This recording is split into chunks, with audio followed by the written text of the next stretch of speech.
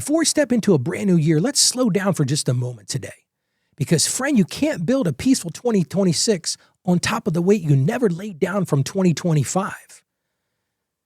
And I know you feel that. Most of us do. We rush forward while our heart is still back there carrying some heavy weight. So before you step into what's next, let's gently close that chapter behind you.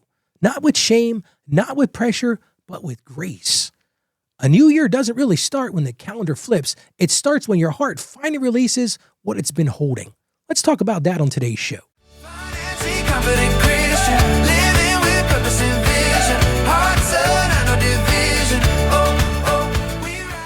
Hey friend, Ralph Estep Jr. here. Welcome to the Financially Confident Christian, where we learn how to walk through life and walk through money with wisdom, with peace, and with a heart anchored in God's truth.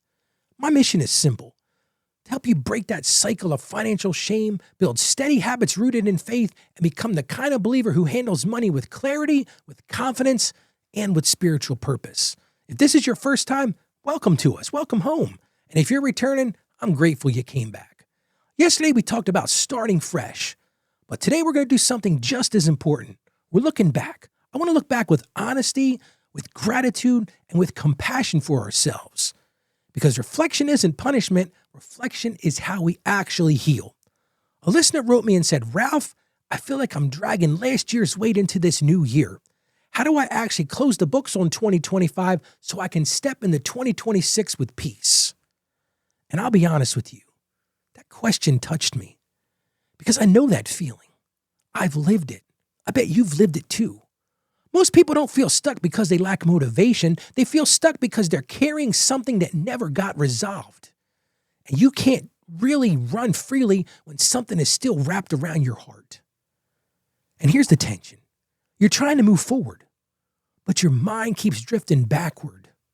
Those missed goals, those financial mistakes, those conversations you wish went differently, the opportunities that passed on, and the unexpected hits that took the wind out of you.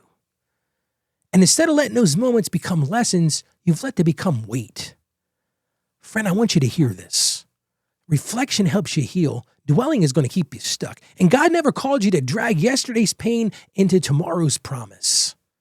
Studies show that people who take time to review a year, really look at it with intention, step into the next year with less stress, more focus, more confidence, better money habits, and greater emotional peace. You might be saying, why, Ralph? Because your brain needs closure, your soul needs release, and your finances need clarity. And friend, you can't carry everything and still move freely. Something has to come off your shoulders. For over 3 decades, I've walked families through this very moment, this year-end reflection that we're talking about today. And the pattern is almost always the same. People who slow down long enough to close the old chapter are the people who step into the new year lighter, they step into it freer, and more spiritually grounded. God speaks in that reflection. He heals in that reflection, and He restores in that reflection. But it's only going to work if we give Him room. A woman in our community told me recently, Ralph, I kept repeating the same patterns because I never paused long enough to understand why. So what did she do? She blocked 1 hour, just one. She wrote down her wins. She wrote down her challenges, her regrets. She wrote down her lessons, and she wrote down her blessings. And maybe she should have started with those, but she prayed over them. She released what was heavy. She thanked God for what was good. And she told me later, she said, Ralph, it was like a weight finally came off of me. Friend, that wasn't imagination. That was release. And that release creates room for renewal. So how do you do that? How do you actually close the book on 2025 in a way that brings peace, not pressure? Let me walk you through it. First thing, celebrate what God carried you through. Start by looking for the good, not the perfect, the good. Think about the places where God showed up quietly behind the scenes in ways you didn't even recognize at the time. Maybe it was that week you weren't sure how that bill would get paid, and then a refund, a side job, or some unexpected favor appeared.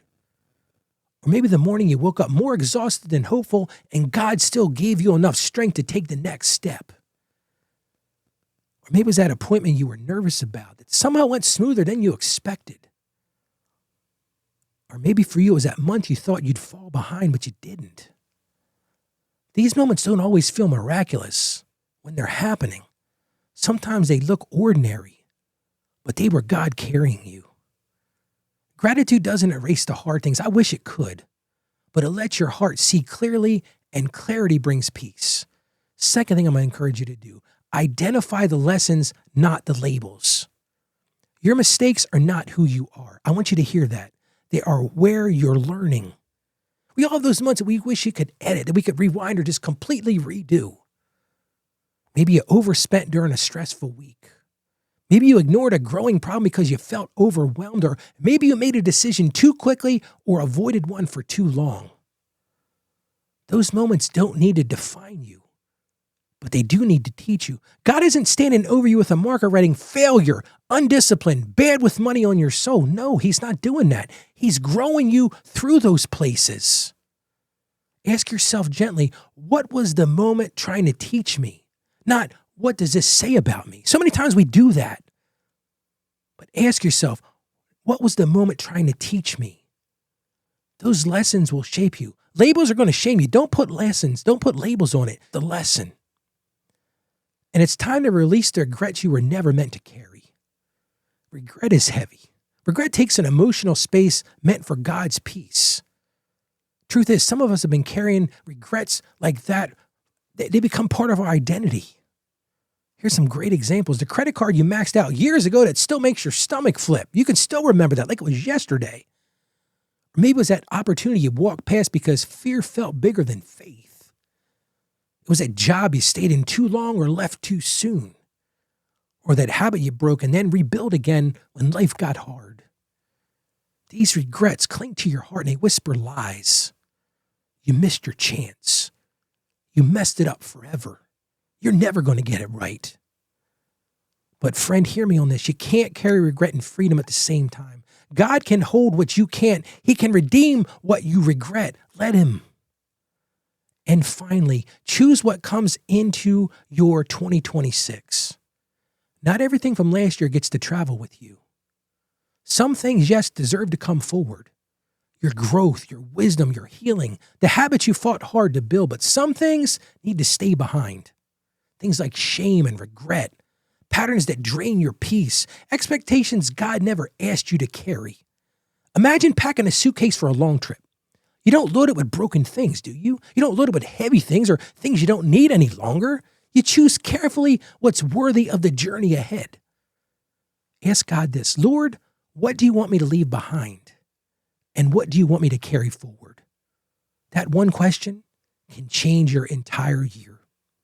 Let's get to our Bible verse today. It comes to us from Isaiah chapter 43, verses 18 and 19.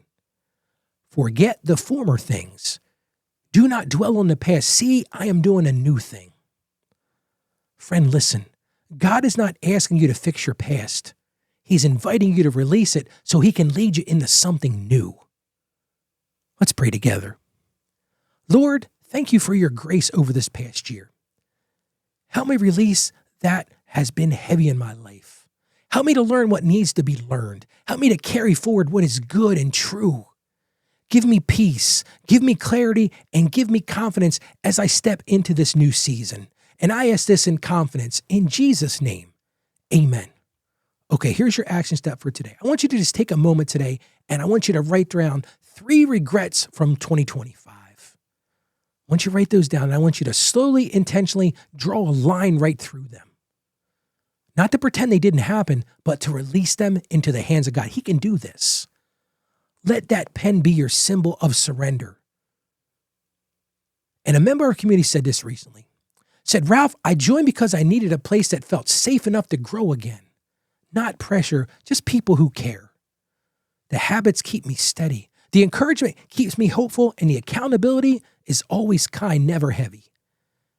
And the fact that it's free, that still surprises me, Ralph. Friend, you don't have to grow alone. I want to encourage you to come join our community.